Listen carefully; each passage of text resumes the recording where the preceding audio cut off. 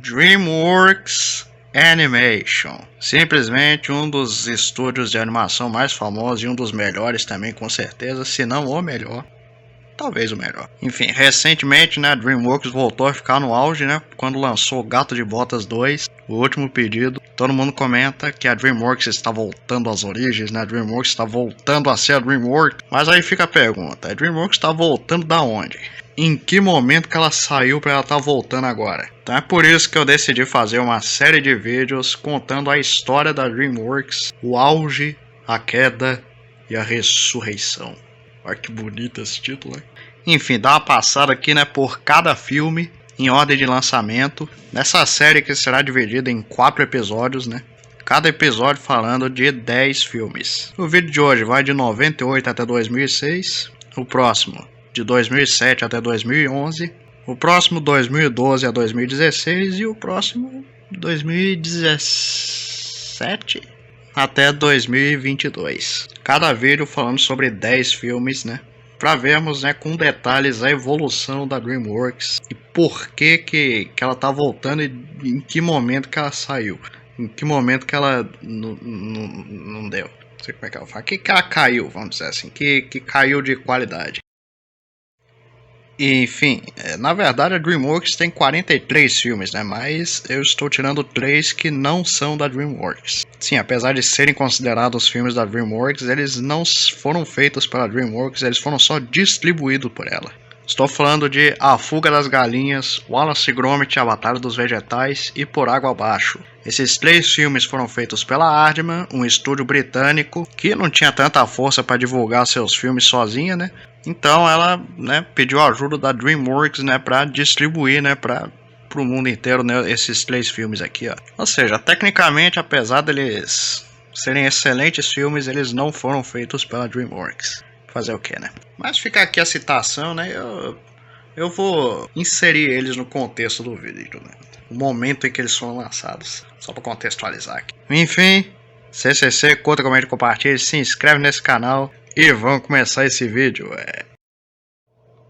Enfim, tudo começou quando esse sujeito aqui, ó, este senhor idoso aqui, ó, chamado Jeffrey Katzenberg, foi demitido da Disney. Ele trabalhava na Disney, aliás, ele era o dono da Disney durante os anos 80 e 90, né? Enfim, devido a alguns conflitos ali no estúdio, né? Que eles estavam querendo fazer o filme Fantasia 2000 e o Jeffrey não estava querendo fazer o filme, então ele foi demitido. Ou seja, tecnicamente a DreamWorks só surgiu por causa de Fantasia 2000, olha só. Aí, como vingança, ele se juntou a 2 outros caras, David Giffen, esse sujeito aí, ó, e esse outro aqui, que quase ninguém conhece, chamado Steven Spielberg.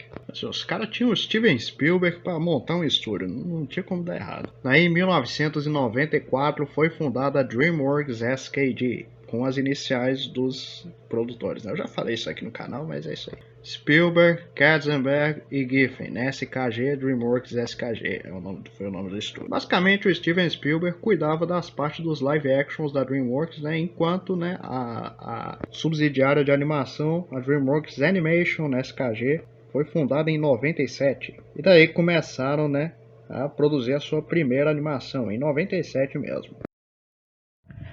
E a primeira animação já foi feita para se vingar, né, da Disney, né, que havia demitido o Jeffrey Katzenberg. Então ele fez ali para alfinetar o estúdio. E como ele sabia quais eram os próximos filmes, ficava muito mais fácil, né. Então ele viu lá, né, que a Pixar, que havia se juntado à Disney há pouco tempo, né, estava preparando um filme chamado Vida de Inseto. Aí ele pensou: a gente pode fazer um filme com a mesma temática de Vida de Inseto, que é sobre formigas, e vamos ver qual sai melhor na bilheteria, né? Eles começaram a fazer o filme em 97 e no ano seguinte, em 1998, foi lançado Formiguinhas, o primeiro filme da DreamWorks Animation. Que não, como eu já disse, não é uma cópia de Vida de Inseto, foi só uma disputa que os 2 estúdios fizeram. Até porque, né, se fosse uma cópia, a Disney já teria processado eles há muito tempo. Ou seja, provavelmente eles assinaram um acordo, né, para ver quem fazia o melhor filme. Ou seja, sim, a Disney sabia que a DreamWorks estava produzindo o filme das formiguinhas. Logo, nenhum filme copiou o outro. Bem, acabou que quem ganhou a disputa foi a Pixar com Vida de Inseto, né? Vida de Inseto, apesar de não ter feito muito sucesso na época, hoje em dia ele recebe muito mais prestígio do público do que Formiguinhas. Formiguinhas tem gente que nem sabe que existe esse filme. Aliás, se você nunca assistiu Formiguinhas, eu recomendo porque é um excelente filme que a própria DreamWorks não dá muito valor, cara. Pô, cara, o primeiro filme do estúdio, eles nem ligam pro filme, coitado do filme, cara. Tipo, depois do lançamento de Formiguinhas, a DreamWorks não fez mais nada relacionado a Formiguinhas. O máximo que teve foi um jogo na época do filme mesmo e só. Talvez tenha sido porque o público-alvo, né, do filme, que eram as crianças, não tenha gostado tanto do filme na época, né? Até porque vamos concordar, né? Os personagens de Formiguinhas dão um pouquinho de medo, se a gente for parar pra pensar. Contrário de Vida de Inseto, por exemplo, né, que tem um visual mais cartunesco, né, mais bonitinho. As formigas azul, né? Por algum motivo a formiga é azul, mas tudo bem, cara. Acabou que as crianças gostaram mais de Vida de Inseto por conta do visual, né? E obviamente por ser um excelente filme também. Realmente eu não sei qual dos dois é melhor, cara. Talvez Vida de Inseto, velho, acho que é melhor. Agora, Formiguinhas, apesar de ter de ser um excelente filme, as formigas ficaram meio bizonhas nesse filme, né? Vamos concordar, né? Por algum motivo a formiga tem cara de gente. Tem um humor um pouco mais pesado, né, do que outros filmes da DreamWorks. Inclusive algumas palavras que não são muito comuns de serem ouvidas em animações, como essa aqui, por exemplo. Eu posso ser maluco, mas eu tenho nojo de beber pelo ano de outra criatura. Sério, cara, se você nunca assistiu esse filme, ele é bom demais, você tá doido.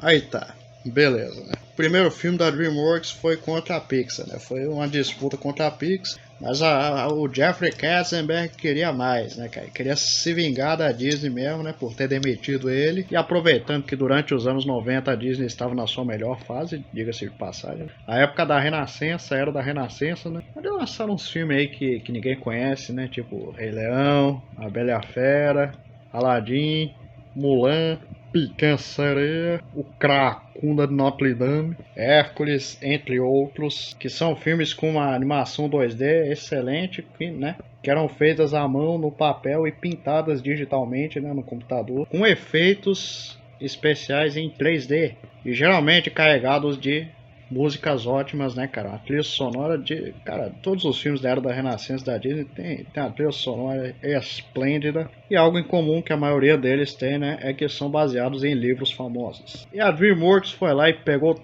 tudo isso e fez um filme com todas essas regras aí. Filme com animação feita no papel, animada digitalmente. Uma trilha sonora boa e inspirado em um livro. Foi aí que a DreamWorks lançou O Príncipe do Egito. Sim, O Príncipe do Egito tem todas as características de um filme da Era da Renascença da Disney. Também lançado em 1998, né? E que esse seria, né, o primeiro filme da DreamWorks, mas eles decidiram lançar Formiguinhas antes, né? Porque começar com um filme 3D é sempre mais lucrativo, né? Para uma empresa. Mas enfim, ele tem uma excelente animação? Tem. Misturando 2D com 3D? Tem. Sinceramente, a sequência do Mar Vermelho se abrindo nesse filme é demais, cara.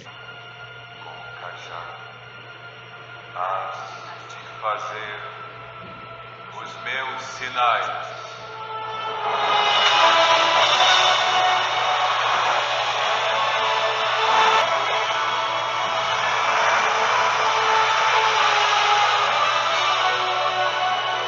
Trilha sonora boa. Sinceramente, essa é a melhor trilha sonora da DreamWorks, cara. Meu irmão, você foi quando em outros tempos alegrá-lo era o que eu queria. Eu gostaria que Deus outro escolhesse para me cumprir esta missão. Tal tarefa eu não queria. Adaptação de livro famoso. Os caras simplesmente adaptaram a Bíblia. O livro mais famoso do mundo, então, né? Enfim, cara, o Príncipe do Egito é um filme que fez um certo sucesso na época, né? Não, obviamente não o mesmo sucesso que os filmes da Disney faziam, né? Até porque vamos considerar aqui que a DreamWorks era uma empresa que estava começando ainda, né? Estava engateando ainda nessa época, então quase ninguém conhecia ela, né? Mas em questão de qualidade de filme, a DreamWorks já era uma das melhores já. Esse é um filme que adapta, né, a história de Moisés, né, do livro de Êxodo da Bíblia, e praticamente igual à história original mesmo, né, cara? Só mudando alguns detalhes mínimos que ninguém se importa, mas né, emocionante demais, cara. A cena do início do filme é triste. Joquebed colocando a cesta no rio, né, com Moisés dentro para levar pelo rio. Sinceramente, a dubladora original, né, que fez a voz da Joquebed, a mãe do Moisés, eles usaram a mesma dubladora em inglês e português. Que até dá para perceber, né, que ela não fala português direito, né?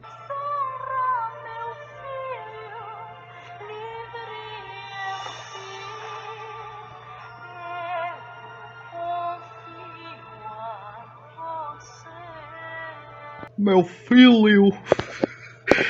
Sacanagem. Aí tá. Jeffrey Katzenberg, não contente de já ter feito 2 filmes lindos e maravilhosos, ele lembrou que a Disney estava produzindo um filme chamado O Reino do Sol, que seria lançado no ano 2000. Aí você pergunta, mas que filme é esse, O Reino do Sol? Eu nunca ouvi falar desse filme. É porque eles cancelaram o filme e... nada, eles não cancelaram, né? Eles mudaram a história do filme. Basicamente ele virou a nova onda do Imperador. Tá, esse provavelmente você já ouviu falar. Um dos melhores filmes já feitos também, né? E a DreamWorks decidiu fazer um filme na mesma pegada, né? Provavelmente, né, no mesmo estilo de Formiguinhas, com uma disputa entre os dois estúdios. De fazer um filme, né, que também se passa no continente americano ali, né, na América Central ou do Sul. E no mesmo ano que a nova onda do Imperador, no ano 2000, foi lançado O Caminho para Eldorado, cara. O Caminho para Eldorado. Sinceramente, se tem um filme que define o que é a DreamWorks, é esse aqui. Ah, qual filme define a DreamWorks? O Caminho para Eldorado. Ele tem tudo que um filme da DreamWorks precisa ter para ser bom. Uma dupla de protagonistas engraçados, um vilão cômico, mas que dá medo também, piadas que são interessantes demais, né? Aliás, nesse filme é o que mais tem. O humor ácido, né? Que também tem a ver com o negócio das piadas aí. E um filme que pode ser assistido, né? Pode ser gostado tanto por crianças quanto por adultos. Sinceramente, O Caminho para Eldorado é um dos melhores filmes já feitos, cara. Enfim, na questão da disputa, eu preciso dizer que a Disney ganhou de novo. Com a nova onda do Imperador, que apesar de também não ter feito muito sucesso, hoje em dia, né, ele é muito mais lembrado, né? O Caminho para Eldorado também é um filme bem lembrado aí, né? Mas a nova onda do Imperador, eu acho que pode dizer que é mais, eu acho. Sinceramente, eu não sei. Inclusive, ele foi por muitos anos o filme de menor bilheteria da DreamWorks, já que o filme custou 95 milhões para ser feito e arrecadou apenas 76 milhões na bilheteria, ou seja, tiveram um prejuízo aí, né? Que faz com que, infelizmente, né, alguns projetos futuros que eles tinham para esse filme acabaram não acontecendo. Eles pensavam mesmo em fazer uma franquia com esses personagens, né? Tipo, várias continuações, séries curtas e várias coisas, mas infelizmente, devido ao fracasso do filme na época, acabou que eles não fizeram foi nada, né? Sinceramente, acho que se eles fizerem um remake desse filme, acho que dá certo. Vai ter que ser um remake bom, hein, rapaz? Vai fazer Espírito Indomável, não. Eu não sei se eles fariam hoje em dia com as mesmas piadas, né? Mas...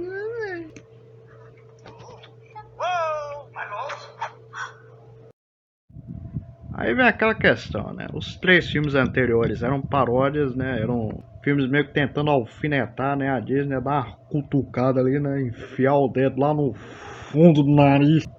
Mas aqui os caras foram além, cara. Os caras foram no limite, passaram do limite e simplesmente fizeram uma paródia dos filmes da Disney. Sim, se o Jeffrey Katzenberg queria se vingar da Disney, ele conseguiu com este filme aqui, que é um filmezinho aí que ninguém conhece, né? Ninguém não assistiu. Obviamente estou falando do Jurek, ó, o Jurek, que sinceramente foi o Shurek que colocou a DreamWorks no mapa. Ele simplesmente criou uma nova categoria pro Oscar, que é o Oscar de melhor longa-metragem animado. Até esse momento não tinha Oscar de melhor filme de animação. Os filmes tinham que concorrer, né? Os filmes de animação tinham que concorrer com os filmes normais ali. E até esse momento isso só tinha acontecido uma vez com a Bela e a Fera, né? Então, Shrek foi tão bom que eles criaram o Oscar de melhor animação, cara. E obviamente ele ganhou, né? Competindo contra Monstros S.A., o filme da Pixar. Enfim, tá aí o Jureg, olha o Jureg. Sinceramente, os personagens de conto de fada, né, da Disney, né, que ficaram famosos através dos filmes da Disney, aparecem aqui como, tipo, personagens aí que andam pelas ruas aí, né, né, inclusive eles são vistos como aberrações pelo Lord Farquaad, o ditador que é o vilão do filme, um dos melhores vilões já feitos aí, né? Que foi feito, que é meio que uma caricatura do Michael Eisner, um dos rivais do Jeffrey Katzenberg. Ou seja, o tempo todo eles zoam ele no filme, por quê? Porque ele queria zoar o inimigo dele. Sinceramente, cara, Shrek é um dos melhores filmes já feitos nesse mundo inteiro. Tem o Jureg, tem a Fiona, tem o burro, tem a Dragoa, tem um burro casa com a Dragoa, é isso aí. Tem as músicas também, tem o Somebody Wanna the World, you wanna the World, you wanna the World, you wanna.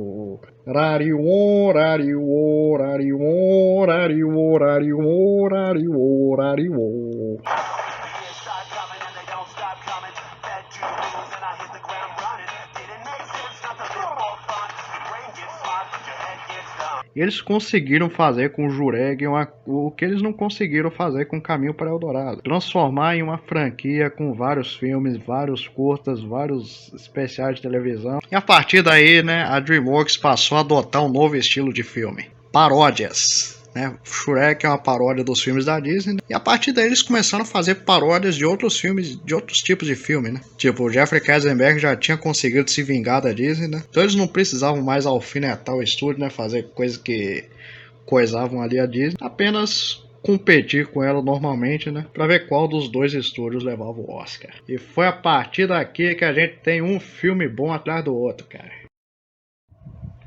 Enfim, cara, nessa linha de fazer paródias de estilos de filmes do cinema, eles não começaram nem com o pé direito, começaram com os dois pés juntos. Aliás, os quatro pés, as quatro patas. Sinceramente, eles fizeram uma paródia dos filmes de Velho Oeste.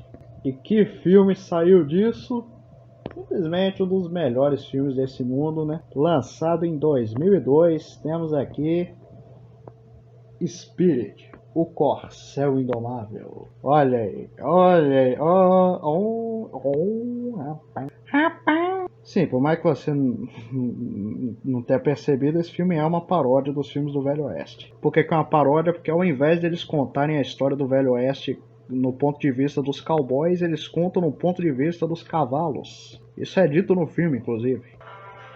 Dizem que a história do Oeste foi escrita na cela de um cavalo, mas nunca foi contada no coração de um. E agora? Dizem que a história do Oeste foi escrita em cima da sela de um cavalo, mas nunca pelo coração de um. Cara, esse filme é lindo demais, cara. Sim, eu só achei a cena em português de Portugal mesmo, não me julgue. Sinceramente, esse filme tem a melhor animação 2D da DreamWorks. Eu já disse, né? Não só da DreamWorks, mas de todos os estúdios em geral. Spirit é o filme com a animação mais bonita de todas entre os filmes 2D. Tipo, eu falo entre os filmes 2D porque 2D e 3D são completamente diferentes, então não adianta nem comparar aqui, né?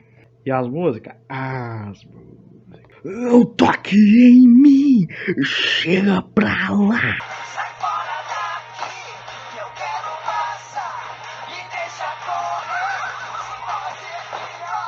E obviamente ele também faz uma crítica, né, ao fato de, né, tirarem os cavalos da natureza para criá-los como montaria, como transporte, né? E a crítica principal do filme, né, que os sujeitos lá do Velho Oeste colocavam os cavalos como meio que prisioneiros mesmo, né?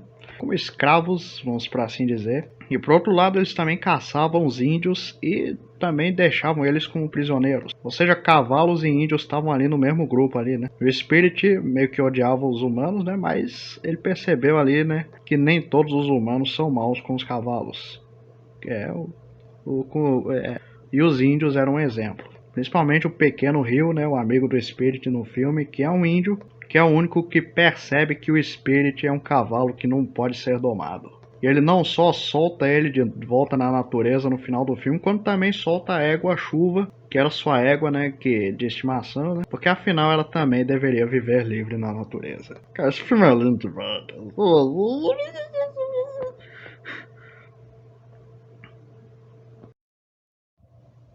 Aí o próximo filme não é um filme original. Por quê? Porque ele é um filme pirata. Entendeu? Porque é um filme de piratas, aí é um filme pirata. Tá bom. É uma paródia, né, dos filmes de pirata também. Enfim, em 2003 foi lançado esse filme aqui, ó.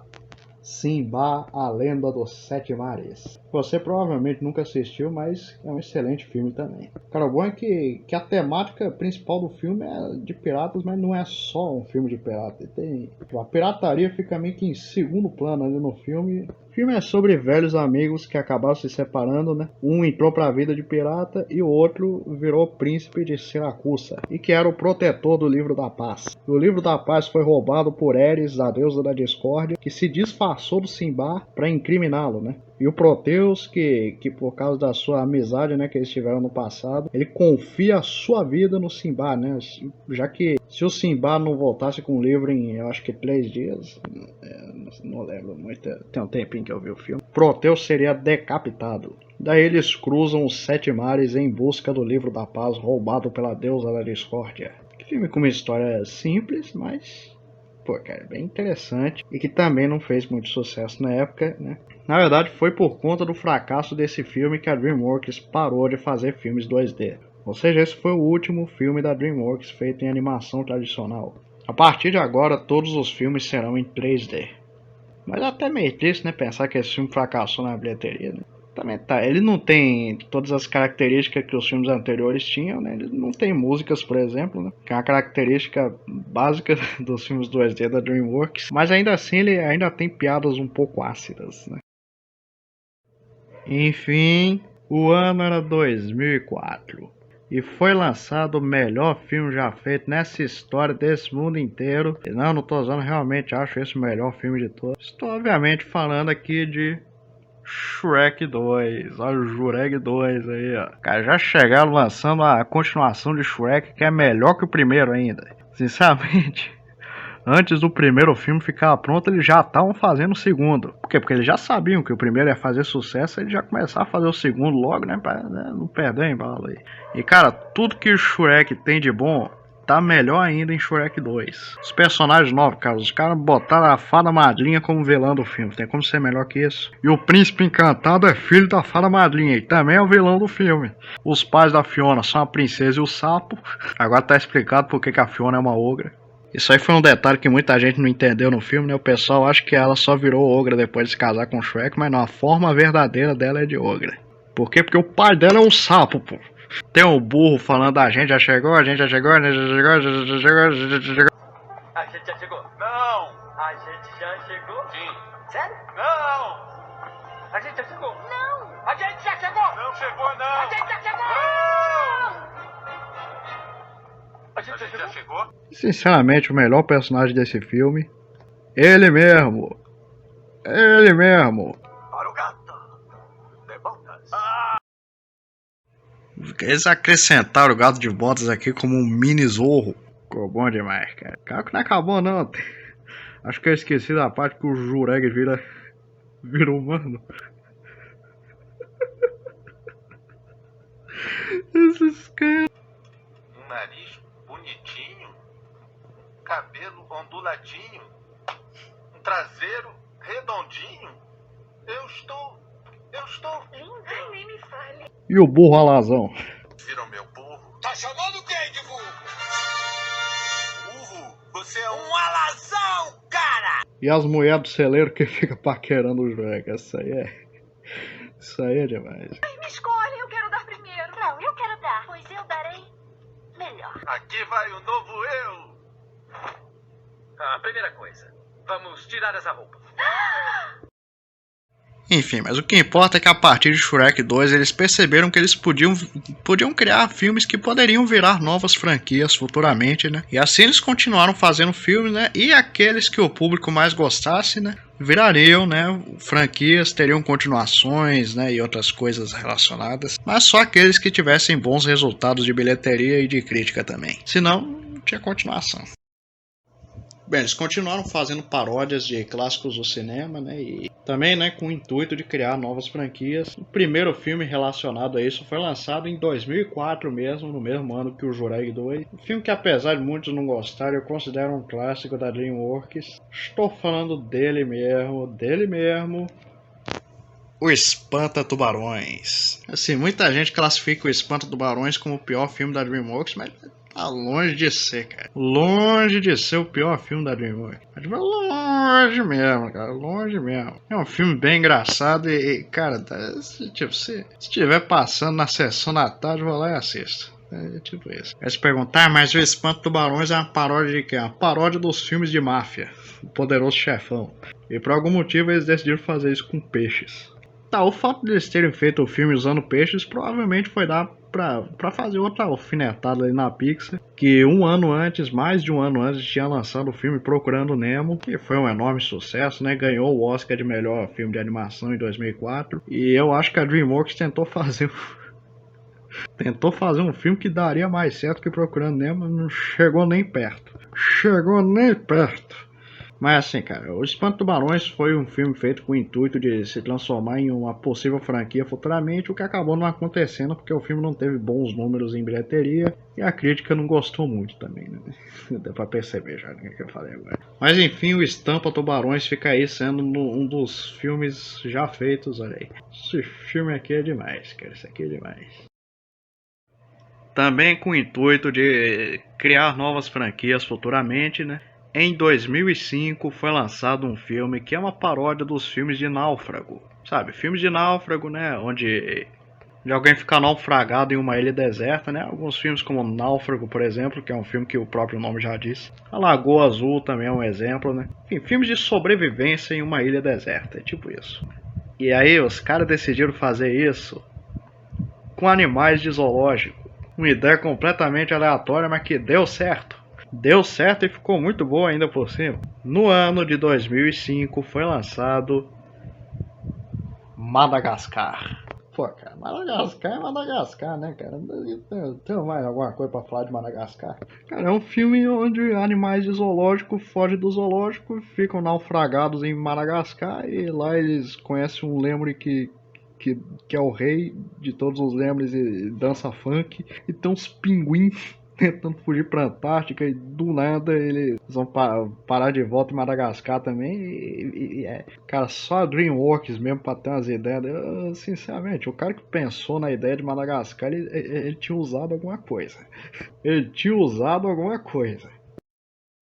Sabe o que é engraçado em Madagascar? Que tipo, ele tem essa aparência toda infantilizada aqui, mas você vai ver a classificação indicativa do filme para maiores de 12 anos. Agora, por que o filme é para maiores de 12 anos, eu não faço a menor ideia. Sinceramente, eu vi esse filme 300 vezes e eu não achei nenhuma cena que impeça que pessoas com menos de 12 anos possam vê-lo. Mas tudo bem, né? Tá, eu acabei de olhar aqui, é devido a algumas alusões a drogas, né? Pensando agora até que faz sentido. Mas ainda assim não faz sentido o filme ser para maiores de 12 anos, né? Mas tudo bem. As piadas desse filme são excelentes, cara. E tem essa aqui que nunca perde a graça. Dá licença. Você tá mordendo a minha bunda. Tô não. Ah, tá sim. Sinceramente, Madagascar é um filme que só um louco teria ideia de fazer um filme desse e que deu certo, cara, deu certo, fez muito sucesso na época e também a crítica amou o filme também. Quem não ama um filme desse, né? Quem não gosta de um filme desse? E futuramente ele também se tornaria uma das maiores franquias junto com o Jureg. Mas tá aí, Madagascar, goma de mascar. Bem, o último filme que eu vou falar no vídeo de hoje, né? Não é uma paródia de nenhum estilo de filme clássico do cinema, pelo menos não que eu tenha conseguido identificar aqui. Uma ideia original, completamente original que a DreamWorks teve, que ficou, cara, virou um dos melhores filmes já feitos nesse mundo inteiro. No ano de 2006 foi lançado o clássico O Sem Floresta. O Sem Floresta é sobre um guaxinim que chama RJ e rouba todo mundo. Olha que irônico. O filme faz uma crítica, né, ao aumento, né, das cidades grandes que acabam tirando a casa dos animais silvestres. Que é exatamente isso que acontece no filme mesmo, né? Eles constroem, né, vários apartamentos, vários edifícios ali na cidade, acaba que pros animais só sobra um pedacinho, mesmo. E o que eles fazem? Eles invadem a cidade, velho. Eles invadiram a floresta, vai invadir as cidades deles também. Aí, tá errado? Não tá errado. E no meio disso tudo tem um RJ, um guaxinim, que sem querer tinha acabado com toda a comida de um urso. E o urso dá um prazo, né, até o fim do inverno para ele conseguir toda a comida de volta. E o RJ meio que engana todo mundo aqui da selva para eles irem para a cidade grande roubar comida para dar pro urso, né? Só que ele não fala que é para dar pro urso, eles falam que é para eles hibernarem. E no final ele acaba se tornando amigo dos animais da floresta mesmo, é isso aí. Depois de ter perdoado, né, que ele tinha enganado ele. Enfim, se você nunca assistiu Sem Floresta, o que você está fazendo neste canal aqui, né? E ainda tem aquele estilo clássico da DreamWorks, né, cara? Tem piadas interessantes aqui também. Quem é que não lembra da cena da rolha aí? Olha, não se atreva. Ai. Será que fim levou a rolha, hein? Que fim levou essa rolha aí? Enfim, cara, sinceramente, eu não entendo por que o Sem Floresta não fez sucesso na época. Eu acabei de ver alguns comentários ali no vídeo da Rolly e tem pessoas que nunca ouviram falar de O Sem Florestas. Acredite se quiser. Infelizmente, né, um filme que por não ter feito sucesso na época, a DreamWorks nunca transformou em uma franquia. Infelizmente, poderia ter uma continuação tranquilamente, poderia virar uma série de filmes, mas tem esse negócio aí, né, de que, né, não deu. Enfim, esta foi a primeira parte, né, do vídeo contando a história da DreamWorks Animation SKG. Então lá, CCC, curta, comente, compartilhe, se inscreve no canal, que é só se vocês assistirem bastante esse vídeo e fazerem boas críticas sobre ele vai virar uma franquia. Se a DreamWorks faz isso, por que eu não posso fazer também? Vai virar uma série de qualquer jeito. Se inscreve aí em CCC, que eu comentei.